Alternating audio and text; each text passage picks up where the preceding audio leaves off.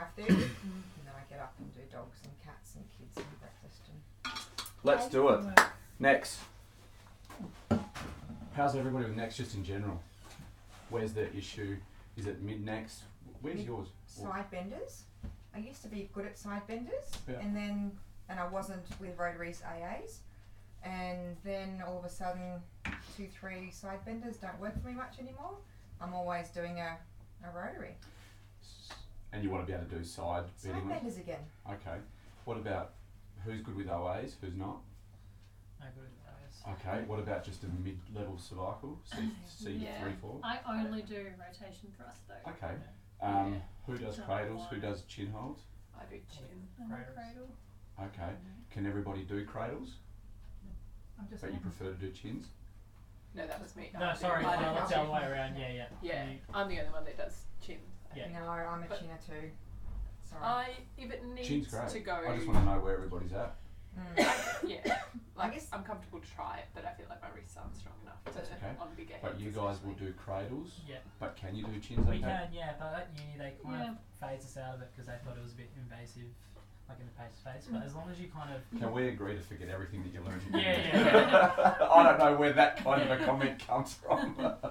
So I'm going to probably teach you some different stuff that maybe it will contradict what other people have said. Doesn't mean I'm right. Just run it through your own filter and come up with, does it make sense for you? I think it's important to be able to do every technique, because every now and then that's what you need to do. You just have to use a chin hold, not a cradle.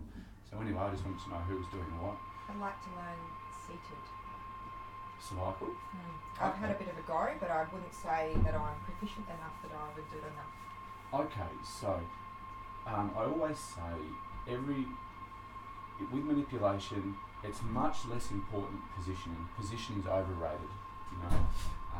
When we're learning, we focus so much on it because I guess they're just trying to teach us a model. Then we have to kind of get out the other side and go, it's not about positioning. It's got very little to do with it. It's all about speed. So the faster you are, you can adjust from any position because it's all about the speed. Obviously creating tension certainly helps that, but if you're just not getting speed, that's where any issue is going to be. So we can generate more speed by being, or the reasons we don't generate enough speed is one, confidence. So if we're just not feeling confident with the technique, we don't feel confident to use that amount of force, we're just not, the facet or the joint's too hot or too sore, all those things can affect that. And then the other thing is, which we can start to change right away, is how we're positioning our body. So body's the most important thing, body position for generating speed. So pretty much, let's just have a look at the thing you want to look at right now. I reckon it's not really going to be about confidence, I reckon it's going to be about body position. So with that in mind, let's just have a look. How about Shahan jumps up on the table.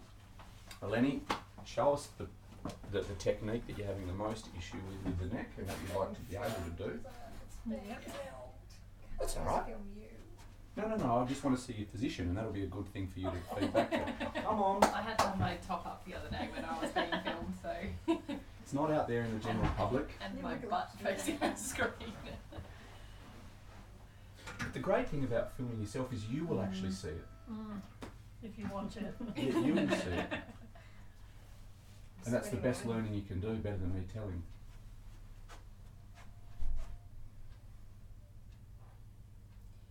So then,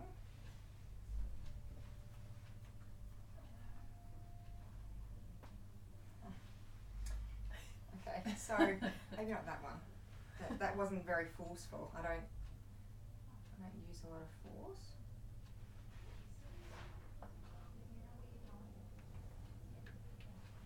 He's going too easy. No, that's all right. That's all right. Is that how you would normally do it? So I would say the one thing, that's you're about a couple of degrees away from getting the most challenging necks. I reckon this is where it's at. You're coming to about there, and you're using a lot of arms because in order to get the vector right, the vector is here. Yeah. You're going to be adjusting up to this end of the table every single time. Okay. When you're here, in order to get that vector, whether or not if you look back on the video, you're going to see that when you did adjust, your hands did come around here and it pushed up there. Okay. You can already see I'm kind of blocking myself all yeah, up. it's not. Whereas if I just come actually around here a bit more, even get down lower, Yeah. arm in, facing with my whole body, pelvis, belly, everything up to that corner.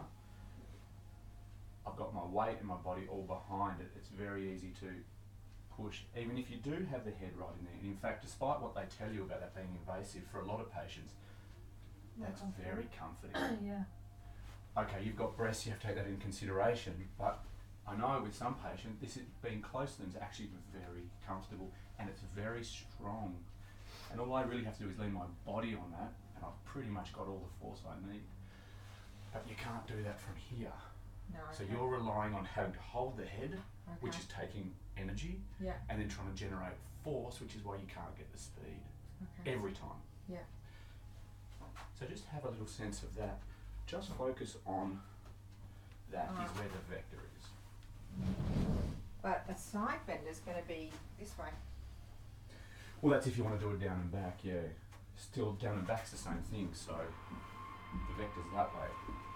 So then I would encourage you, rather than standing like that, because that's setting you up to go up that way, Okay. is to come down that way. So you've got to get your body behind all that. Whatever that line's going to be. Yeah, so if you're going to do it down and back, you've got to be behind it like that. You know, so it's just about that body positioning. I just didn't do it. Like we learned it, and then I've never done it since. So that's where I want to be. Hmm. That line of force. Right. Yeah. So my elbows are in, whole body. I'd even, I'd probably look at it like that. Yeah, get down. I often say get funky with it in the sense that, you know, like, we're not get into it. Dust it again. Yeah. But that's it. You're already starting to move your body a bit more behind it. It's like moving a freight train. You know, there's no arm in it. It's all just your weight. Yeah. And the quicker you move your leg, drop your pelvis, and use your hands, yeah. Right. Does someone do uppers? The mids? Yeah. Anybody? No. Yeah. No one else want to do? I'm just. You're up. So what's your challenge? So my challenge is going from. So sorry, if we just finish off with Sway. Lenny. So the angles are all perfect. I think it's just have a think about that. Yeah. Be very deliberate with the line that you're getting Yeah. behind, and get your body behind that line. And for me too, I used to have a bent wrist all the time, and that was sort of like if you look at energy, it was blocking it. So then I've had to really make that. So true. You're pushing energy in lots of directions instead of actually just getting it all focused up. Yeah. That's it. Get it lined up behind it all. Yeah. My challenge is adjusting like this side, like going around. If that makes sense. Like I always I'll adjust that side. I'm like, awesome, that went. Now I don't want to do the other side because it never goes. I think it's because I'm too slow. So I'll show you. Well, let's film you doing a good side. Yeah. How you'd lock up the good side and do it, and then we'll have a look at how that might look different from the other side. Beautiful. So then I would do that and be like, cool, that went. Now let's move on.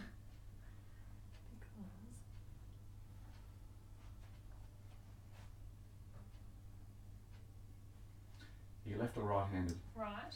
Yeah. So to me, the issue is much like Eleni's. You've got to get your body behind it because you're relying all on the strength of your hands to hold his head. And it just feels like it just doesn't like. Your right move hand's very stronger. fast. So when we'll have a look at this again, you'll be able to see straight away. That just looked a lot more stable with the right hand. You're able to hold it and do that. When you're coming around with your left hand as the main controller of that, it's a bit more challenging. So you typically do cradles, not chins. You might actually find that doing a chin from that side actually supports you a little bit better as well, because you get that more rotation. I haven't done that in ages. I don't even know how to set that up. That's okay. Can I share a couple of things? So one thing you might find that actually helps you straight away is to use the pillow on the. Yeah. So how much flexion do you think he needs? Okay, you can anticipate. It might be that amount. So now you don't have to hold him up there at least. Yeah. So then you can just roll him around, and we're going to have a little bit of side bending in that. So at least now this is not trying to hold him up, and you're not losing your ability to generate force because this has got some other job it's trying to perform, which is just holding. Yeah. You can now, again, your issue here with a bigger neck, Yep. a more locked up neck, Yep. the actual neck that really needs you to move it is that you can't do that from here. Yes. You have to line up behind it again, arm in, and this way I've got all the tension out of my hands. I'm not trying to hold his head. Mm-hmm. The table's doing that. I'm just getting my body behind, rotating, and then the thrust is up towards that corner. So elbow in, up towards that side of the table. So I'll exaggerate it and get funky with it. Well, have you guys done skiing, snowboarding, martial arts? Skiing. So it's not a very powerful position when you're skiing and you're up here, right? But when you're like this, or you've got edges right like that, you know, and you know, world champion skiers, they're down like that, you know, and their hips are, this is a position of power. So it's no different with manipulation. The more we're bending our body, we've got so much power in our legs. When we're up here, we can't get power from anywhere except the flick of, and with a cradle, it's only in the hands. Yeah. You don't even have your arms to do it. At least with a chin, you can use your arms to get force. If you get right down, again, that's the vector. Yeah. So I'm lining my body up, getting funky with it, getting right down, getting my body right in behind, and then I'm here. Very, very little pressure on my hands. All I'm going to do is just basically push up there like that. Yeah. So we're So I just want to show you how much speed you can generate in that position and nothing on your hands. Yeah. So that's how you get the speed. So that's, with both of you, it's just having a little bit of a, now you kind of know which direction you've got to go. Just make sure, visualise the line, because that's going to be the line of the facet. So get all your weight behind it.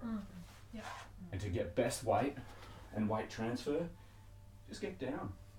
If you watch me doing manipulations, from a lift, I'll be down here like this, because I can generate the force. To a lumbar roll, I'll be here. To a dog, I'll be here. Chiros typically adjust with very low tables as well, so that's fine.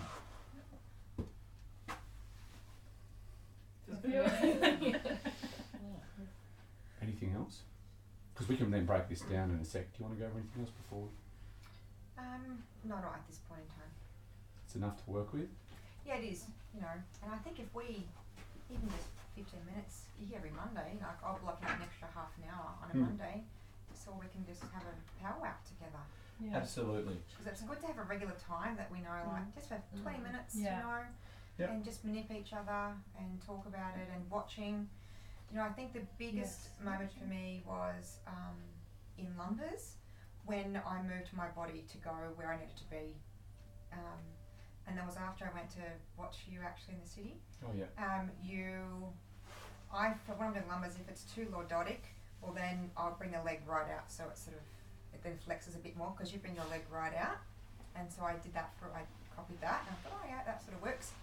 And then I built on that with my body, then I bring them right over and then I turn to where I sort of want to go.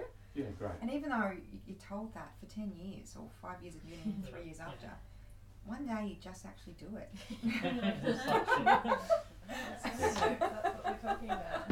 It's like, I mean, I go to skiing because it's something that I'm very passionate about and I love, and I've done a lot of it, and I've had a lot of learnings in that in terms of technical skills. So one time I had a whole season to go skiing in Italy, right? And I had a lesson right at the start, and whilst the lesson was for an hour and I had more lessons after that, he said one thing to me in the first 5 minutes, and really that could have been the lesson over. Go work on that for the whole season, because that's essentially what I did. That one little thing, and it was in skiing as well, it was all about body position. And it took me a long time to practice on it because I developed a lot of bad habit around it. And when I first started doing it, you know, I'd fall over all the time because I just felt so wrong with doing it. But then once I got some competency with that new sort of adaptation or that new body position, it started to improve my ability to ski in every single sort of snow tight from powder on racing skis, as opposed to kind of cheating on big fat skis, to, you know, just carving down the mountain, because it was all about body position. And once you got that, it was like everything grew out of that. So the point was this one fundamental thing to just go away and work with. So with me, it's always going to come back to, you'll all get your confidence. In 4,000 treatments, you'll be able to do everything if you keep trying.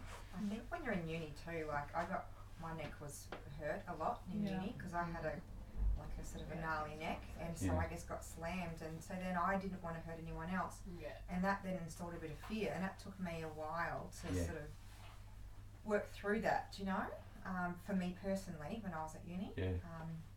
I think that's a common story. I think that's a common story that lots of people have gone through. What I've always said to people is that you're right. Is that your phone, Lenny? No, I think it's mine. Okay. Is the last thing we want people to do is to stop trying because they couldn't get it on the first go or the 20th go. What I find it is most of the time is you got given some well-meaning comments by people that, as your tutors and everything. Sometimes if we just remove that and we actually stop thinking about some of those ideas and how that applies, because you're trying to do it right and perfect, suddenly the manips start coming. It's like, actually, this does work, actually. It does work, I can do it. I just couldn't do it then, but and maybe you can't do it yet. But if you keep working with this, I guarantee you will be able to. The saddest thing for me is when people stop trying to do CDs in a particular way, for example, or an OA, because they've just resigned to the fact they can't. So they'll just go to their go-to, which might be a lift or an MET. That's okay for a lot of situations, but for that person that actually needs it done decompressively like that, or, you know, a strong rotation into the OA, that's I call that money makers, because that's the hard stuff. And everybody can do the easy stuff. What makes typically us in our profession really good is most people get to that point where we make our living out of what the others can't fix. And what they can't fix is this stuff. The junctional area, it's always in the junctions, and it's always tricky manips. Anyway, so let's do something else. So you guys were primarily, you're cradling and you're chinning. Here's my personal opinion. I'd rather you being able to chin than cradle. And the reason that is because with a chin, that's what you're typically going to use to do all the tricky stuff. You know, when you really need to get a really high OA adjustment and you need side bending as well as that vector of strong rotation, you just can't do that with a cradle unless you're really, really, really good at cradle. And then even I'd argue there comes a point where you just can't do it that way. Thing is with a handhold technique, a chin hold, is that there's nothing you can't manipulate with that approach. So I just encourage you to, again, start to just practice it. You know, maybe you don't feel confident on the next patient to do it, but maybe you guys just work those vectors up with hand hold or with chin hold techniques, and just start to try and reintroduce them to get some competency there. Because I guarantee you, that patient that comes in with long-term headache and neck pain, and you find it in the OA and they've been to everybody else and nobody else can do it, it's going to require a chin hold technique. Can I show you some things with the chin hold? Can you show us your chin hold, just what you're doing? Sure. Here's what I have.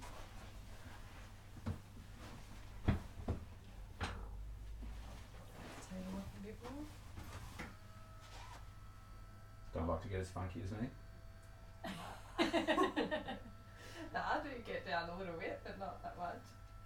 I am also exaggerating to make the point. You know, quite often I won't do that with every patient, because in fact I can just do a quick cradle from the chin, cradle from the top, from the head of the table. It's confusing. Quite often you can just do it from the head of the table, easy peasy. But I guess I'm making the point for that neck that's going to come in. Lovely, love it, love it. Yeah, Wonderful. I didn't feel the lock up then, but yeah, that's how I This whole It's already position's gone. just Yeah, I was like, Alright, so but that's how I would position myself. Yeah, I love it. I think it's great. I think there's not much you can't adapt that to. Are you having trouble with necks? No, I'm a bit the same as Jess. I'm not very confident on my left, even in that position. But I'm forcing myself to try them more. Great. But yeah, AAs just have never been a thing for me, and OAs are still pretty. I'll show you a great AA technique then. Really simple. Again with the head of the table. If AA is a technique we're having trouble with. So head of the table like that.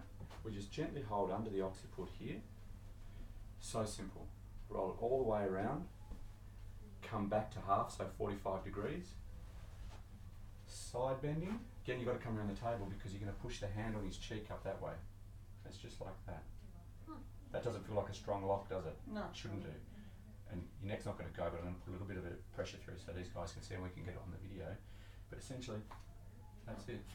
That's cool. But yeah, that doesn't look nearly as terrifying as No. ripping the whole. So that's a nice AA. Yeah. You know, it's really sweet, really simple. Yeah. You're never not going to be able to get that on somebody. The AA. OA is a completely different story. That's not going to be. Sometimes the OA will cavitate, but Yeah. you need to get working on the chin for that. Yeah.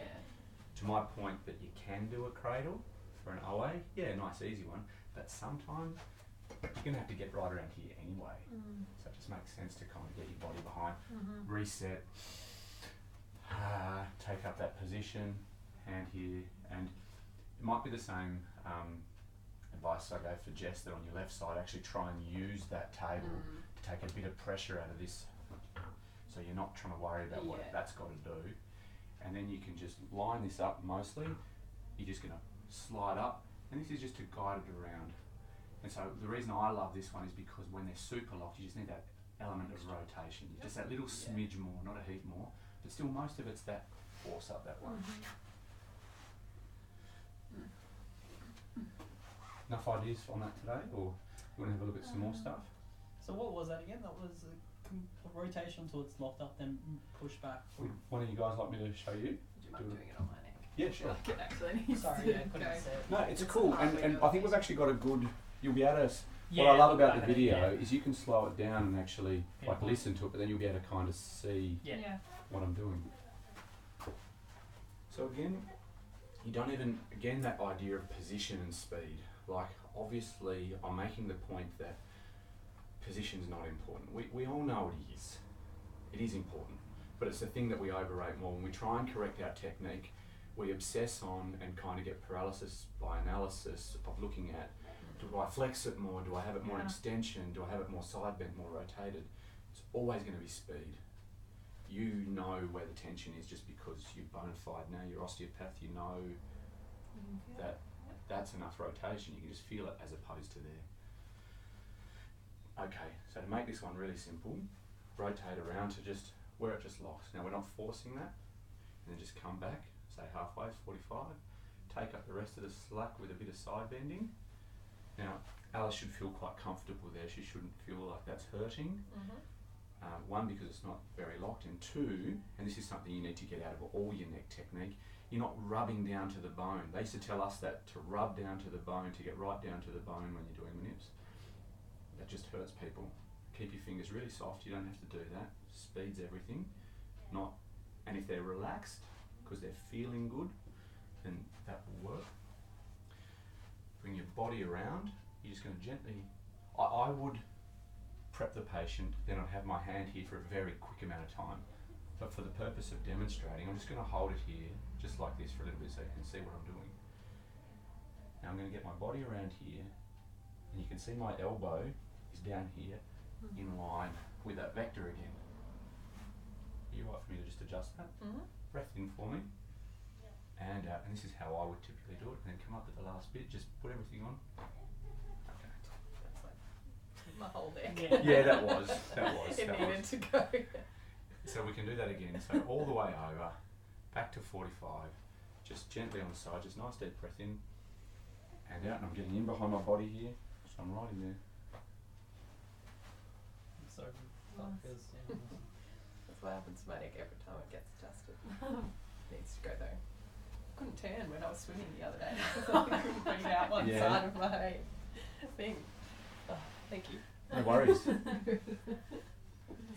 Anything you want to do in particular? Yours was more just the cradle. Yeah, and it's literally just feels like I can't get enough speed on that side. So it's just a matter of actually doing it. Yeah, and not just not doing it because. So take home points for you too. I reckon you try and use the headpiece to come up, take that extra load off your hand, and then just try and get your body behind it. Just that smidge more, and to really try and just get behind it. Don't make it any more complex than those 2 points. Don't try and think more on your lock. Just your locks are fine. Your body position was actually really good. I think that mostly that little technique for you just to get the weight out of your hands and free them up to be fast. Yeah. If they're trying to hold stuff, they can't be fast. You know?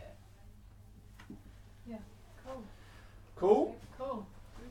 Sweet as. Okay, I'll stop this. Anyone else?